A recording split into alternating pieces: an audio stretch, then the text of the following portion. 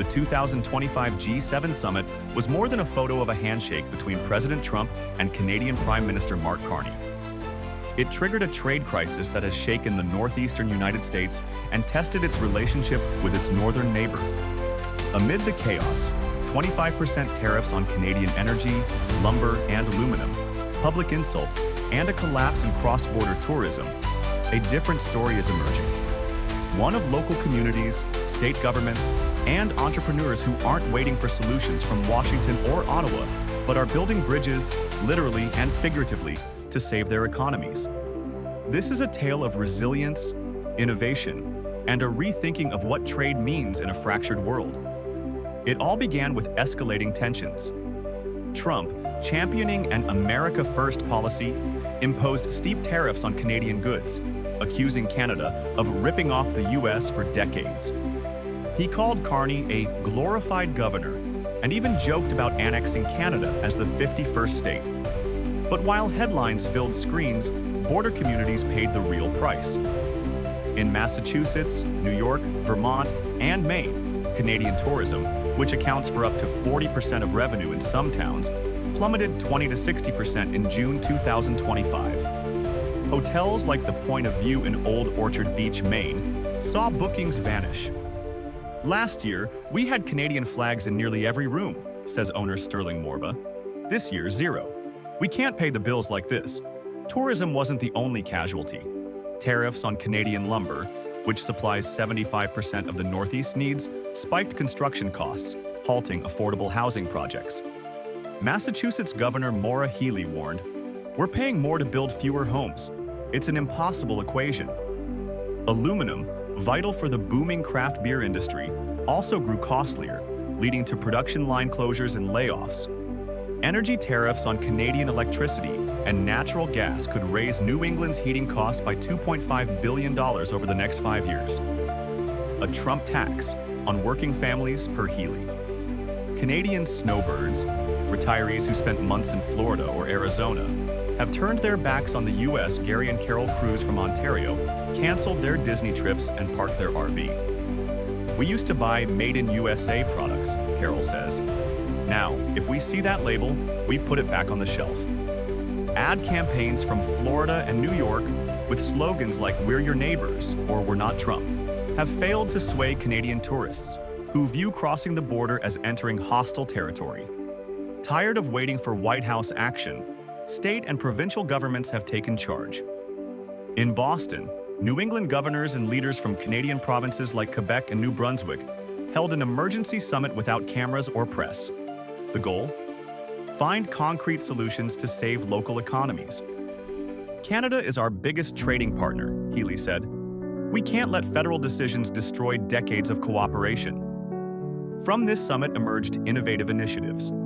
Massachusetts and Quebec signed a bilateral energy agreement to ensure stable, tariff-free clean electricity, supporting both cost stability and the shift to renewables while cutting emissions. Vermont and New Brunswick launched a cross-border tourism project promoting joint vacation packages with discounts for families visiting both sides. Maine proposed a high-speed rail line from Portland to Montreal, funded by private investment and regional subsidies, set to be operational by 2030. This project promises to revitalize mid-sized towns and create thousands of jobs. These efforts aim not just to mitigate the crisis, but to build a more resilient, sustainable economy. While governments negotiate, local entrepreneurs are also stepping up. In Burlington, Vermont, Green Mountain Brew tackled rising Canadian aluminum costs by investing in locally produced recycled cans, cutting costs and emissions. "We can't control tariffs, but we can control how we respond," says owner Lisa Hammond. Her initiative inspired other breweries to form a regional cooperative that shares resources, negotiates with local suppliers, and promotes recycling. This cooperative has saved 50 jobs and plans to expand to New Hampshire and Maine. In Old Orchard Beach, Maine, Sterling Morba transformed his struggling hotel into a vibrant community event hub, hosting cooking workshops, cultural festivals, and craft markets to attract local residents and U.S. tourists. "If Canadians won't come, we'll bring the party here," he says with a smile. His efforts have saved 15 jobs, and injected vitality into the local economy, drawing visitors from Boston, Portland, and even as far as New York City. Morba also partnered with local schools to offer hospitality training programs, equipping young people with skills for a tourism industry battered by cross-border disruptions. These programs have graduated 40 students in their first year, with several securing jobs at Morba's hotel or nearby businesses. By fostering community pride and economic resilience, Morba's model is inspiring other coastal towns to reimagine their own tourism strategies, such as Kittery's new Maritime Heritage Festival, which celebrates Maine's shipbuilding history. In the construction sector, Massachusetts companies are pivoting away from Canadian lumber, hit hard by tariffs, to embrace sustainable alternatives like recycled materials and innovative composites. A Worcester startup, Green Build Innovations, developed building panels from agricultural waste, such as corn husks and wheat straw, that are 20% cheaper than imported wood and boast a 30% lower carbon footprint. These panels are now used in over 50 commercial projects across New England, including a new community center in Springfield. Meanwhile, a Boston-based firm is experimenting with 3D printed concrete made from recycled plastics, reducing reliance on traditional timber while addressing urban housing shortages. These innovations not only mitigate the immediate crisis, but also position the region as a leader in green construction, attracting federal grants and private investment. However, scaling these solutions requires overcoming regulatory hurdles and training a workforce accustomed to conventional materials, challenges that demand public-private collaboration. The crisis has also deeply affected communities straddling the U.S.-Canada border, where families, businesses, and traditions have been intertwined for generations. In Darby Line, Vermont, and Stansted, Quebec, a shared library and theater, split by the international boundary, symbolize their unity. But tariffs and hostile political rhetoric have slashed cross-border visits by 40%, devastating small businesses like cafes and gift shops reliant on customers from both sides. In response, the mayors launched a Neighbor Pass program, offering 15% discounts at local stores to residents of the other town, fostering trade and solidarity. The program has boosted foot traffic by 25% in participating businesses, proving that grassroots initiatives can counter economic isolation. Similarly, in Niagara Falls, New York, and Niagara Falls, Ontario, local chambers of commerce are collaborating on a joint marketing campaign to promote the region as a single tourism destination, emphasizing shared natural wonders over political divides.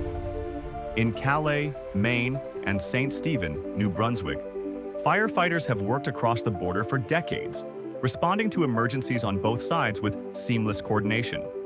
Now, they're leading a campaign for joint community events, like a summer festival celebrating the region's shared Acadian and Passamaquoddy heritage. The festival, attended by 5,000 people last year, featured bilingual performances and cross-border food stalls, reinforcing cultural ties. These efforts are mirrored in other border towns, such as Blaine, Washington, and Surrey, British Columbia, where a joint environmental initiative is restoring salmon habitats, yet this approach demands sacrifices and long-term commitment. Building infrastructure like the proposed Portland-Montreal rail, which could cut travel time to under 4 hours, requires an estimated $2 billion and a decade of planning. Switching to recycled materials can be costlier upfront, with initial investments 10 to 20% higher than traditional methods, and small businesses need grants or low-interest loans to transition. Negotiating regional deals without federal backing carries political risks, especially in a polarized climate where state-level diplomacy can be misconstrued as overreach.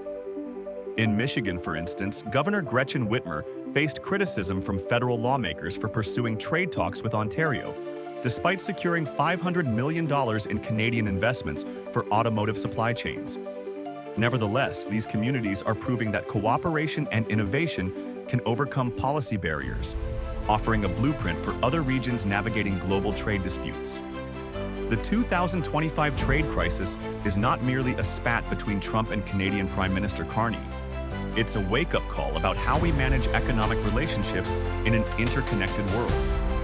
Canada, rather than trading insults, is redirecting investments to Europe and Asia, diversifying its trade portfolio. Should trade prioritize equity and sustainability? What sacrifices are we willing to make for resilience and equity? Share your thoughts below. If you believe in vibrant economies and thriving communities, subscribe to World in Focus and join the conversation. Act now, before another job disappears, before another city falters, before our shared future fades away.